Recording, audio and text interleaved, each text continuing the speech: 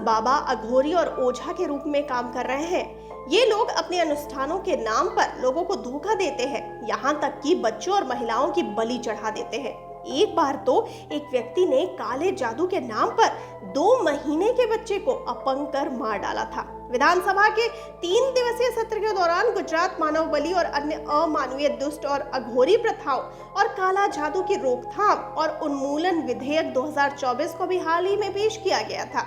आपको बता दें कि केवल गुजरात ही नहीं, देश भर में काला जादू और जादू टोना के नाम पर तांत्रिक लोगों की जान से खेलते रहे हैं। राष्ट्रीय क्राइम रिकॉर्ड ब्यूरो यानी एनसीआरबी की एक रिपोर्ट के मुताबिक साल 2021 में देश भर में काला जादू की वजह से 68 लोगों की जान चली गई थी।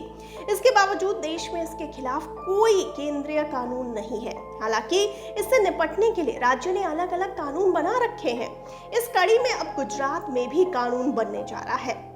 आइए जानते हैं कि कहां सबसे पहले बना था कानून। तो आपको बता दें कि देश का पहला राज्य बिहार है, जहां काला जादू टोना के खिलाफ सबसे पहले कानून बनाया गया था। यहां इस प्रथा के नाम पर लोगों की जान से खिलवाड़ करने वालों के खिलाफ साल 1999 से कानून है। बिहार में ये कानून काला जादू, जादू टोना और डायन प्रथा पर रोक लगाता है। ऐसा ही एक कानून झारखंड में भी है। उड़ीसा में भी जादू टोना के खिलाफ साल 2013 से ही कानून है। यह कानून उड़ीसा में डायन शिकार और जादू टोना करने से किसी भी व्यक्ति को रोकता है। इस कानून के तहत अगर ऐसी किसी भी प्रथा से किसी व्यक्ति को नुकसान पहुंचता है तो नुकसान पहुंचाने वाले को 1 से 3 साल तक की कैद की सजा हो सकती है। आइए अब जानते हैं छत्तीसगढ़ में क्या प्रावधान है। तो आपको बता दें कि छत्तीसगढ़ सरकार ने साल 2015 में टोनाही प्रताड़ना निवारण कानून बनाया था। इस कानून के जरिए ऐसे अपराधों के लिए सजा का प्रावधान किया गया था जिसमें जादू टोना से किसी व्यक्ति या फिर व्यक्तियों को नुकसान पहुंचाया गया हो। छत्तीसगढ़ में यह कानून झाड़ फूक और टोना टटका पर भी रोक लगाता है। इसके तहत दोषी पाए जाने पर 5 साल तक की कैद की सजा हो सकती है। आइए अब जानते हैं महाराष्ट्र में इसका क्या प्रावधान है।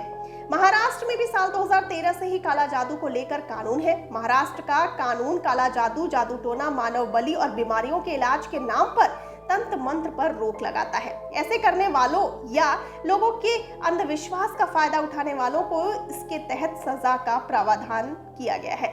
महाराष्ट्र में इस कानून के तहत 6 महीने से लेकर 7 साल तक की सजा हो सकती है। इसके तहत 50,000 रुपए तक का जुर्माना भी दोषी पर लगाया जा सकता है।